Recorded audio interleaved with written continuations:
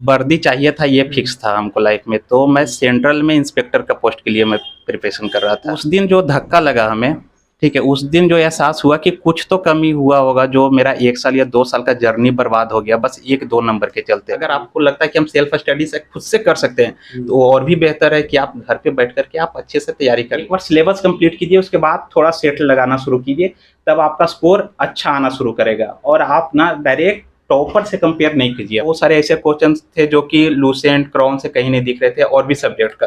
तो वो भी अपना धीरे धीरे लेवल बढ़ा रहे हैं, तो आपको भी धीरे धीरे लेवल बढ़ाना पड़ेगा। Hello everyone, welcome to on duty. So अभी हमारे साथ एक well known figure Ankit Aryan sir हैं, जो कि 2213 दारोगा के थ्रू सेलेक्टेड हैं और अभी हमारे साथ हैं। आपको एक चीज़ बताएं तो बैक बेंचर आर्यन करके आपको यूट्यूब पर एक चैनल दिखता होगा, जिस पर कि एक लड़का आपको अपनी एस्पिरेंट्स लाइफ दिखाता नजर आता होगा, और वो दिखाता है कि किस प्रकार से वो अपनी तैयारियों के दौरान स्ट्रगल कर रहा है।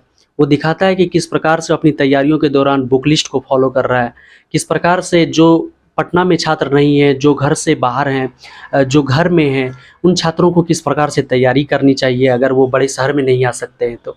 और वो लड़का एक दिन एक रिएक्शन वीडियो डालता है, उसके बाद वो लड़का एक दिन एक और वीडियो डालता है, और उस वीडियो में वो खाकी में नज़र आता है, कंधे पर डबल स्टार होती है, और वो लड़का दरोगा बन चुका होता है।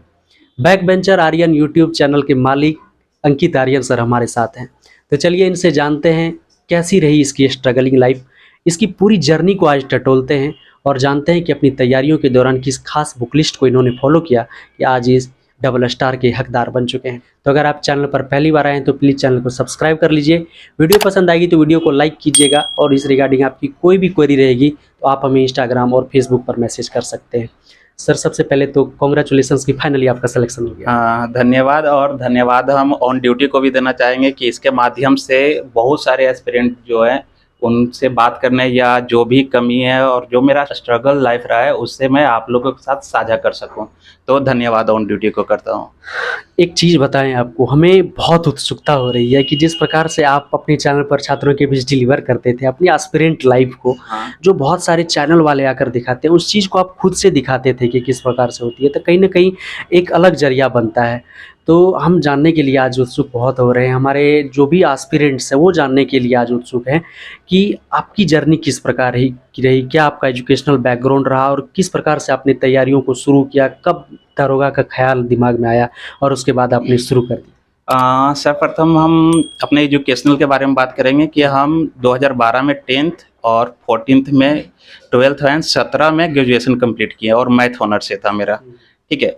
और मेरा 2446 इसके पहले वाला बैच में मैं तैयारी कर रहा था, लेकिन मेंस के टाइम में कोविड का दौर आया, ठीक है। उसके कारण क्या हुआ, पढ़ाई बहुत डिस्टर्ब हुआ, जिससे प्रॉपर तैयारी नहीं कर पाए, प्रॉपर कोचिंग नहीं ले पाए हम, ठीक है। जिसके कारण से मेरिट में हम 1 या 1.5 नंबर से मेरिट से बाहर हुए, सारे परिश्रम करने के बाद।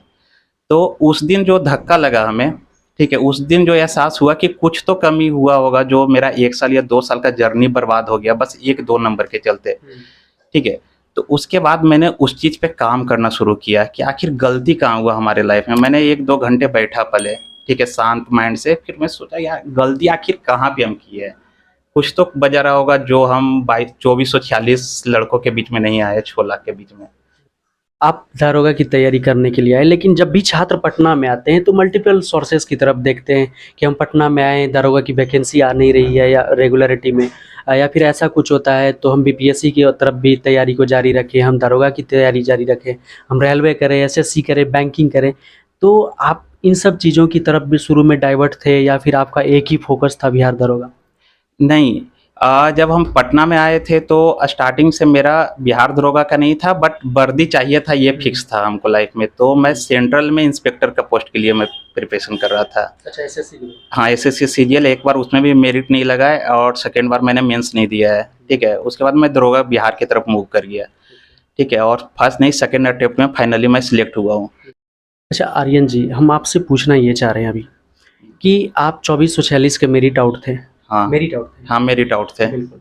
2446 में जब मेरिट आउट थे, वहाँ पर 2213 से कहीं ना कहीं कंपटीशन थोड़ी सी कम थी। ऑब्वियसली कम थी, क्योंकि वो उस टाइम पे बच्चे लोग में उतना उत्सुकता नहीं था जितना 2213 में आते आते हो गया है। बिल्कुल। तो हम जानना ये चाह रहे हैं कि जो 2446 में आप मेरिट आउट हुए थे, उसकी वजह क्या थी?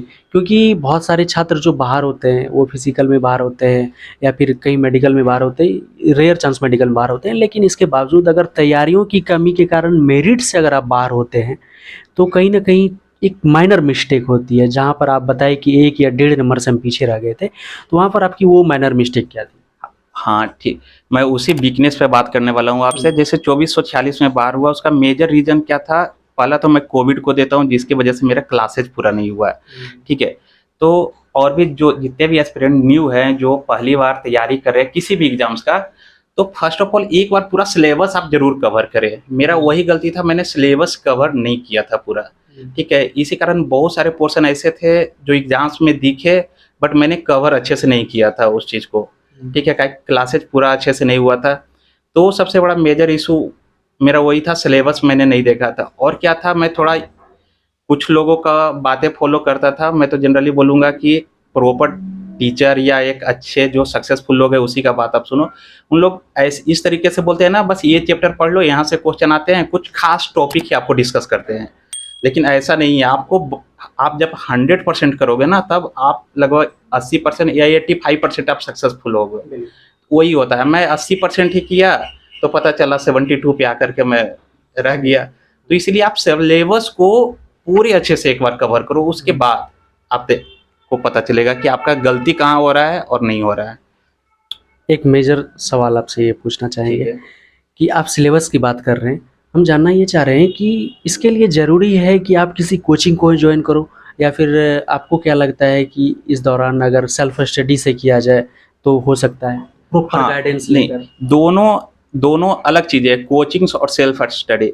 अगर आप नए-नए आए हो, ठीक है, तो आपको एक बार किसी ना किसी माध्यम से आपको नॉलेज चाहिए। आप अगर डायरेक्ट बुक्स को पढ़िएगा तो बहुत सारे डाटा आपको समझ में नहीं आएगा, सिंपल सा बात है। किसी आप कोचिंग ऑनलाइन, ऑफलाइन, कहीं से भी आप कंटेंट एक बार अच्छे से आप कवर कर लो, ओके। उसके बाद 6 महीने के बाद आपका खत्म हो जाता है, फिर आप सेल्फ स्टडी पे फोकस करो। उसके बाद मैं नहीं किसी को बोलूँगा कि आप 2 बार 3 बार कोचिंग जॉइन करो, कभी नहीं। बट एक बार अच्छे से आप पूरा सिलेबस कवर कर लीजिए। अगर आपको लगता है कि हम सेल्फ स्टडी से खुद से कर सकते हैं, तो और भी बेहतर है कि आप घर पे बैठ कर के आप अच्छे से तैयारी कर लीजिए, ठीक है? तो ये है मेन रीज़न है यहाँ पे। मेनली अब बात कर लेते हैं 2446 में और 2213 में। 2446 की बात नहीं, अब 2213 की बात करते हैं। 2213 में आपकी क्या खास स्ट्रैटेजी रही और 2446 से हटकर आपने क्या रणनीति बनाई? हाँ, 2446 में एक चीज़ कहावत है ना कि लोग दूसरों के गलती से बहुत कम सीखते हैं। जब तक खुद गलती नहीं करते हैं, खुद के पैरों में नहीं चोट लगते हैं ना, तो वो नहीं सीखते हैं, ठीक है? तो क्या हुआ, जब 2446 में छँटे ना, तो खुद से मतलब अपने आप को रियलाइज़ करना शुरू किया ना कि मेजर इश्यू कहाँ रह गया, मैं एक्चुअली पढ़ने में या कहाँ पे गलती कर रहा था। तो मैं ध्यान दिया, जैसे मैं सेट पेपर लगाता था, तो अभी भी जनरली बहुत सारे स्टूडेंट क्या है ना कि वो जब सेट पेपर लगाते हैं, तो सपोज दैट 100 क्वेश्चन का है तो 70% स्कोर कर लिए, बाकी 30 जो क्वेश्चन है उस पे ध्यान नहीं देते हैं, और बस वो नोट डाउन कर लेते हैं कि आज 100 में मैंने 70 क्वेश्चन सही कर दिया, 30 क्वेश्चन वो छोड़ देते हैं। जनरली मैं यही देखता हूँ, मैं भी यही करता था, मैं भी उसी स्टूडेंट के बीच में था। तो मैं भी वही करता था, बट जब मैं 2213 में आया तो मैं 70 क्वेश्चन तो फिक्स है, 100% मेरे पास है माइंड में, बट जो 30% है मैं उस पर काम करना शुरू कर दिया। आखिर वो 30% कहाँ गलती हो रहा है मेरा। जब भी गलती होता था तो उस चैप्टर से रिलेटेड, उससे और भी कंटेंट मैं थोड़ा डिटेल में सर्च करता था और उसे नोट डाउन करता था। तो धीरे धीरे क्या हुआ ना, वो 70% मेरा 80, 85, 90 तक स्कोर होने लगा, सेट में 90 प्लस स्कोर होने लगा, ठीक है? तो इस तरीके से मैं वो जहाँ पे भी गलती होता था ना, उस चीज़ को कवर करके मैं 2213 में सिलेक्ट हुआ वो। 2213 में तो आप सेलेक्ट हुए ही, तो 2213 में इसके लिए आपने कहाँ से कोचिंग ली थी, हम जानना ही चाह रहे हैं। 2213 में मेन रूप से मैं सेल्फ स्टडी किया हूँ, ठीक है? लेकिन 2446 में ज्ञान बिंदु कोचिंग है पटना में, ठीक है? मैं 2446 में मेंस बैच में उसमें गया था, बट पूरा वो भी नहीं हो पाया था कोविड के कारण से, ठीक है? लेकिन वापस 2213 में मैंने सेल्फ स्टडी पे ही फोकस किया, बट सेट पेपर में ज्ञान बिंदु का ही जनरली लगाता था, ठीक है? क्योंकि सर का डिस्कशन बहुत अच्छा है ज्ञान बिंदु का। तो 2213 में मेन रूप से मैं सेल्फ स्टडी पे ही और अपना जो वीक पोर्शन था बस उस पे मैंने काम किया है। ठीक है, और कोचिंग से नहीं, मेरा कोचिंग से नहीं है 2213 में, बस सेल्फ स्टडी है। हमने एक पोस्ट डाला था यूट्यूब पर, उसमें हमने पोस्ट किया था कि बहुत सारे नए छात्र जो हमसे शुरू से जुड़े हुए हैं, लगभग 6-7 महीना से ऊपर से, तो हमने एक पोस्ट किया था कि आपका कितना % सिलेबस नए छात्रों का ख़त्म हो चुका है। तो उसमें लगभग 70 से 80% वोट आया था 25%। 25% सिलेबस ख़त्म करने के बाद नए छात्र कह सकते हो आप उसे, उसके लिए क्या खास स्टडी प्लान होनी चाहिए? देखिए, नए स्टूडेंट के लिए अभी एग्जाम्स का बिहार में सिर्फ एक सचिवालय एग्जाम्स है जिसका पीटी हो चुका है, और आगे कोई भी एग्जाम्स नहीं दिख रहे हैं, और एक दरोगा का आने वाला है और सच में वो आएगा भी। ठीक है, तो जो नए छात्र हैं जो तैयारी कर रहे हैं, तो हम सबसे पहले बोलेंगे आप पूरा सिलेबस कंप्लीट करने का कोशिश कीजिए। जरूरी नहीं है कि टीचर जिस तरीके से पढ़ा रहे हैं आप अपना भी एक्स्ट्रा एफर्ट लगा सकते हैं, सिंपल सा बात है। ठीक है, आप अपना भी, जैसे कोचिंग में 4 घंटा 5 घंटा चल रहा है, तो आप अपना भी 4 घंटा एक्स्ट्रा लगाइए और भी सब्जेक्ट्स पे जल्दी से कवर कर लीजिए, ताकि एग्जाम्स जब नोटिफिकेशन आए ना तो आपका रिवीजन करने का टाइम मिले। सबसे इंपॉर्टेंट रोल होता है रिवीजन का एग्जाम्स में। ठीक है, जितना रिवीजन आप कीजिएगा उतना सटीक आंसर आप लगाइएगा। ठीक है, और दूसरी बात यहीं पे हम मेंशन करना चाहेंगे, जो 25% या 30% या 40% सिलेबस कंप्लीट किए हैं, वो अभी सेट लगाना शुरू करते हैं। और सेट में क्या होता है ना, 100 में से वो 40 या 50 स्कोर करते हैं, या 30 भी स्कोर बहुत सारे लड़के करते हैं, मुझे भी कमेंट्स आता है। तो वहाँ पे वो डिप्रेस होते हैं, और वो कंपेयर किससे करते हैं? टॉपर से, जो 80 नंबर 75 नंबर या 80 प्लस ला रहे हैं, कंपेयर उनसे करना शुरू करते हैं। तो हम उनके लिए बस एक मैसेज है कि आप अपना ना कंटेंट जो भी है वो बढ़ाइए, एक बार सिलेबस कंप्लीट कीजिए, उसके बाद थोड़ा सेट लगाना शुरू कीजिए, तब आपका स्कोर अच्छा आना शुरू करेगा। और आप ना डायरेक्ट टॉपर से कंपेयर नहीं कीजिए अपने आप को। आपने रिवीजन की बात की, तो बहुत सारे एस्पिरेंट्स का सवाल ये रहता है कि रिवीजन के लिए हम क्या करें?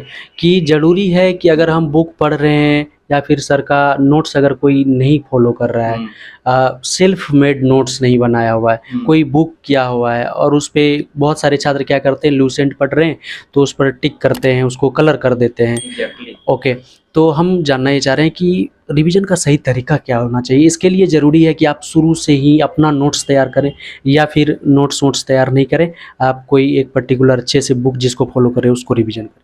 बात करते हैं रिवीजन्स का, तो revision is the key of success हमेशा से बोला जाता है। तो मैं अपना सिर्फ बात करता हूँ कि मैं किस तरीके से रिवीजन करता था। तो मैं जनरली रूटीन जो अपना फॉलो करता था वो 7 दिनों का होता था, कि अगर 2 दिन नहीं भी पढ़ने का मन किया तो वो जो टारगेट है मेरा 7 दिनों का, वो 5 दिन में कर लेंगे, 4 दिनों में कर लेंगे, 3 दिन हम घूम रहे हैं या घर जा रहे हैं किसी कारणवश से। ठीक है, तो 7 दिन का टारगेट होता था, जिसमें से मेरा 6 दिन का स्टडी रूटीन रहता था, और 7वां दिन जितना मैं 6 दिन पढ़ा हूँ पूरा का रिवीजन रहता था। ये तो इनिशियल डे का मैं बता रहा हूँ। जैसे ही कुछ टाइम बीतता है तो मैं 1 की जगह 2 दिन कर देता हूँ रिवीजन का।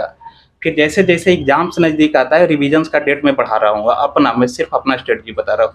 3 दिन, 4 दिन, 5 दिन, एक टाइम ऐसा आता है मेरा, जैसे 15 दिन बच रहा है, 20 दिन या 1 महीना बच रहा है एग्जाम्स में, तो मेरा पूरा फोकस रिवीजन पे आ जाता है। 7 का 7 दिन मैं रिवीजन पे रहता हूँ।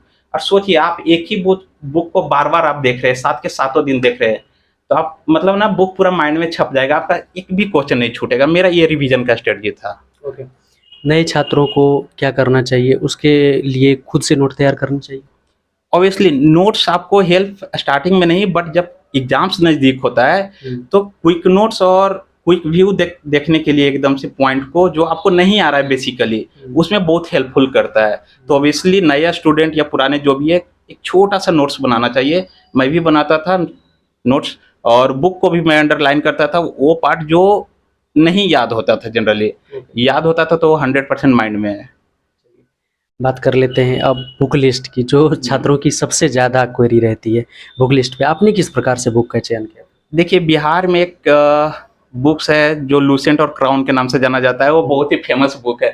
तो मैं भी अपने जर्नी में लूसेंट और क्राउन भी यूज किया हूँ, और जनरली बाद में मैं फोकस हो गया था क्विक बुक पे जाकर के, जो कि दृष्टि पब्लिकेशन का है। ताकि एग्जाम्स का पैटर्न धीरे धीरे चेंज हो रहा है। हिस्ट्री में बहुत सारे ऐसे क्वेश्चन थे जो कि लूसेंट क्राउन से कहीं नहीं दिख रहे थे, और भी सब्जेक्ट का, तो वो भी अपना धीरे धीरे लेवल बढ़ा रहे हैं, तो आपको भी धीरे धीरे लेवल बढ़ाना पड़ेगा। ठीक है, और दृष्टि को मैं बिहार में सिर्फ पता है सबसे बेस्ट रिवीजन बुक के तौर पे रखता हूँ। उससे आप मेरिट नहीं हासिल कर पाओगे।